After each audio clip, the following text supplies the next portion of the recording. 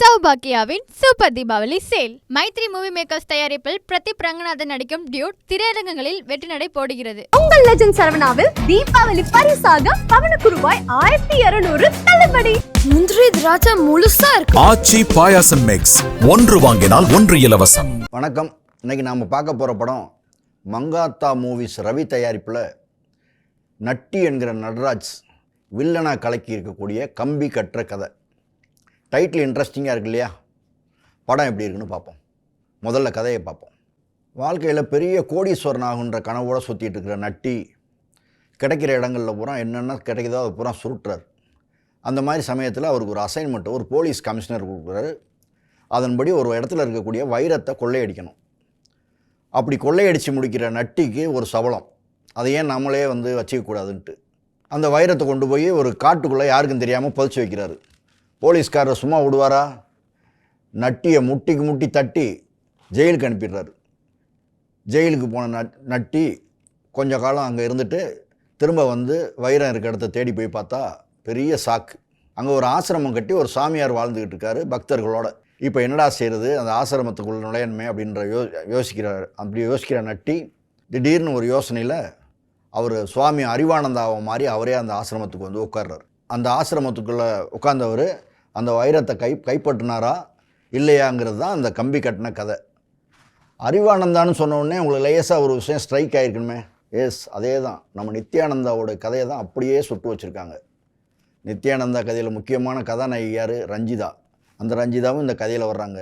அவங்களுக்குள்ளே உள்ள கிளுகிழுப்பான காட்சிகளும் அந்த படத்தில் இருக்குது.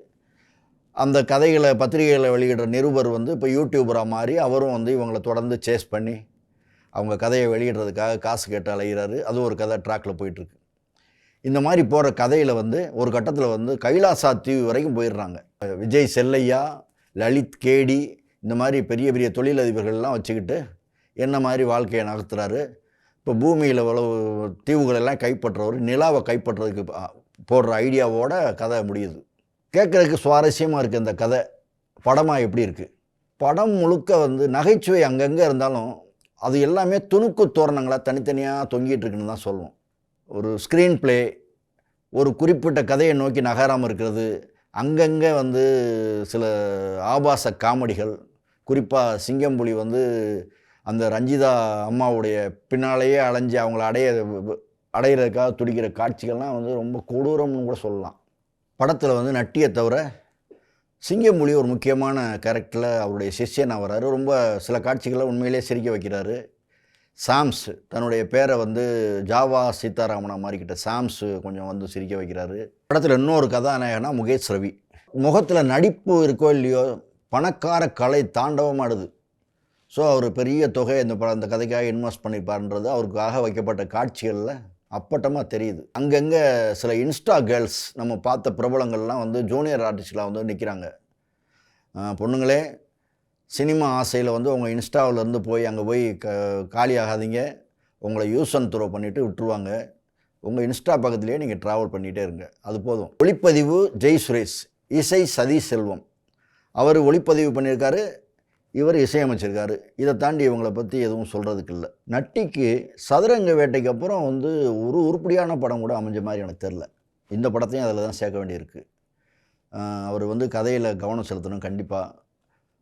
அந்த சதுரங்க வேட்டை வர்றப்போ அவர் ஒரு முக்கியமான தமிழ் சினிமாவில் முக்கியமான நடிகராக இருந்தார். அதுக்கப்புறம் எனக்கு தெரிஞ்சு குறைஞ்சது 10 படம் வரைக்கும் பண்ணியிருப்பார். 10 படமும் கை நிறைய கழுத விட்ட மாதிரி தான், ஒன்றுமே தேரலை. இந்த படத்தினுடைய ப்ளஸ்ஸு என்னன்னு சொல்லணும்னா அங்கங்கே சில நகைச்சுவை காட்சிகள் கொஞ்சம் தேட்டரே அதிர்ற மாதிரி வச்சுருக்காங்க. குறிப்பாக அந்த அறிவானந்தா சுவாமிகள் ஒரு காட்சியில் நடந்து வர்றாரு. நடந்து வர்றப்போ திடீர்னு அப்படியே மொத்த க்ரௌடையை நிறுத்துறாரு. குனிஞ்சு பார்த்தா கீழே அவர் காலுக்கு கீழே ஒரு 5 கட்டெரும்பு போயிட்டுருக்கு. கிராஃபிக்ஸ் கட்டெரும்பு.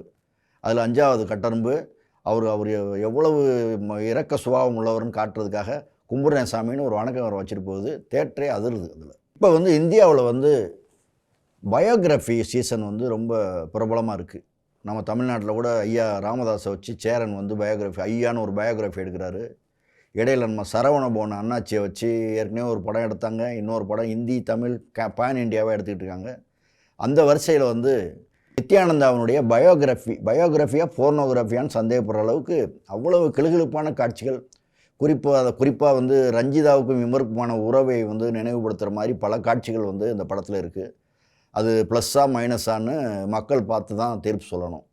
இந்த தீபாவளிக்கு மாரி செல்வராஜோட பைசன் காலமாடன், ஹரிஷ் கல்யாணோட டீசல், பிரதீப் ரங்கநாதனோட டூட், அந்த படங்களோட நட்டியோட கம்பி கட்டின கதையும் ரிலீஸ் ஆகுது.